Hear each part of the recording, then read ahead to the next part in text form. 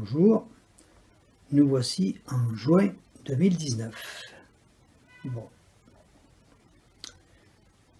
On parle toujours du fameux CO2 qui serait la cause de tout notre réchauffement climatique sur Terre.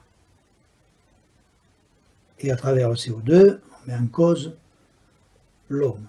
Alors qu'on a vu qu'il y a des courbes publiées par le CNRS qui montrent que des pics de température ont existé à peu près tous les 110 000 ans sur Terre. Et à mon avis, sont dus aux variations solaires. Je fais un peu cette vidéo à la suite des observations, appelez ça comme ça, sur ma dernière vidéo, la vidéo sur le climat, que l'on trouve en tapant sur YouTube vidéo climat René Forney. Forney, F-O-R-N-E-Y. Donc cette vidéo était une compilation de diverses observations climatiques, énergétiques, avec mon avis dessus bien sûr. Mon avis qui est que le soleil est le principal facteur de la température sur Terre. Même si l'humain intervient un tout petit peu, le soleil est principalement l'élément majeur, surtout sur des cycles de milliers d'années, mais aussi sur le cycle actuel. L'énergie sur Terre, elle vient d'où? La Terre, sur une face, reçoit la chaleur du soleil. Sur l'autre face, elle perd sa chaleur dans l'espace. Normalement, avec les rotations de la Terre, on devrait avoir des variations comme sur la Lune, de l'ordre de 300 degrés entre le jour et la nuit, qui rendrait bien sûr toute vie impossible pour l'homme. Pourquoi on n'a pas ces 300 degrés? Parce qu'on a des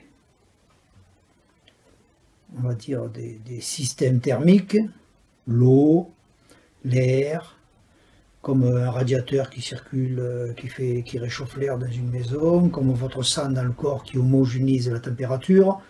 Donc, cette petite expérience que tout le monde peut faire dans son appartement, je dis bien tout le monde, sans moyens importants, des moyens dérisoires même, un espace clos, une caisse, avec une masse de gravier, qui fait tampon comme la masse de la Terre, une quantité d'eau, cela est à bord à température ambiante, 23 degrés ici, donc dans cette enceinte fermée, partiellement isolée, on introduit un bloc de glace ici de 1,5 kg.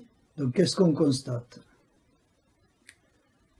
Dans un premier temps, le bloc de glace étant à moins 15 degrés, refroidit l'air à l'intérieur de la caisse, avant de fondre, puisqu'il est à moins 15 degrés, et puis à un moment donné, la température cesse de descendre, s'arrête ici à un palier de 17 degrés et demi pendant plusieurs heures, lesquelles le bloc de glace est en train de fondre, d'où la montée du niveau de l'eau dans la caisse. À un moment donné, la température qui était stable pendant plusieurs heures à 17 degrés 5 commence à remonter, alors qu'il y a toujours de la glace dans la caisse, comme on peut le voir, puisque le niveau de l'eau continue de monter. Seulement, qu'est-ce qui se passe?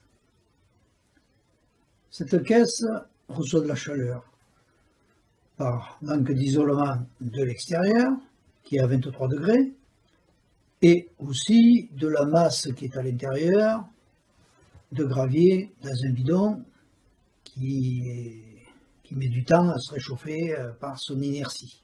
Donc pourquoi la température se met à monter?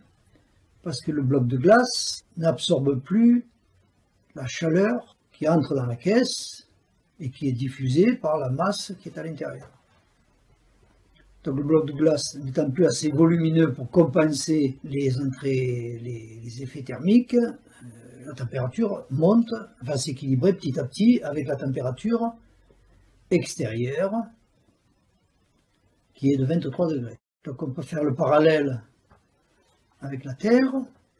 Pendant le refroidissement qui a duré 90 000 ans, avec des plus ou moins variables dues au cycle du Soleil, disons que la Terre avait une grosse quantité de glace stockée sur les pôles, sur les parties terrestres, ce qui est parfaitement identifié puisque le niveau des mers était repéré à 110 mètres en dessous du niveau actuel. Donc cette quantité de glace permettait d'avoir une température relativement stable sur Terre et faible.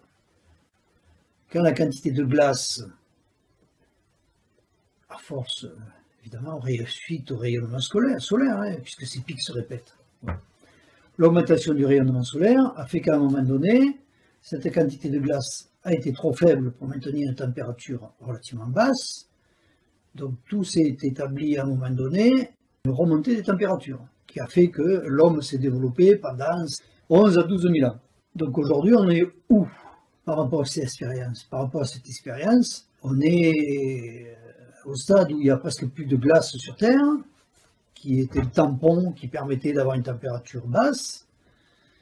Et ce tampon, il y a longtemps qu'il est entamé, on va dire 2, 3 000 ans, 5 000 ans, enfin bon, on ne sait pas trop, mais bon.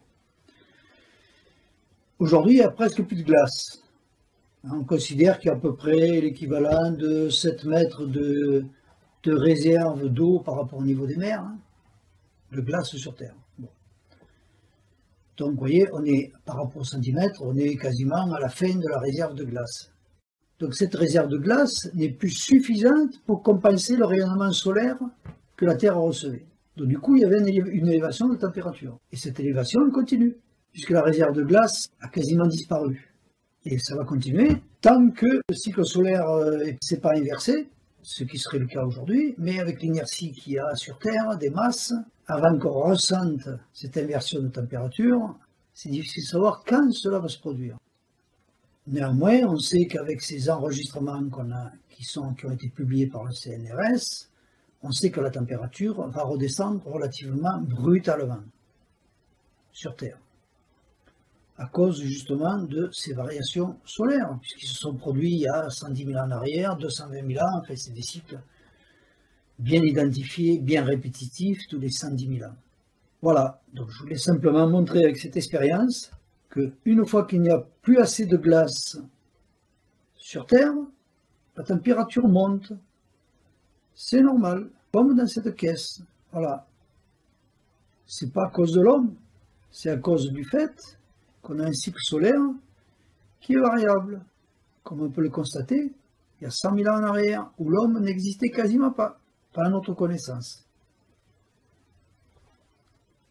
Voilà, j'espère que cette petite expérience va vous amener des critiques. Bon, vous pouvez constater sur la courbe des petites variations en escalier. Bon, ça c'est dû à mon appréciation de lecture sur les vidéos de la température ou du niveau de l'eau qui n'est pas facile à interpréter au demi-millimètre près.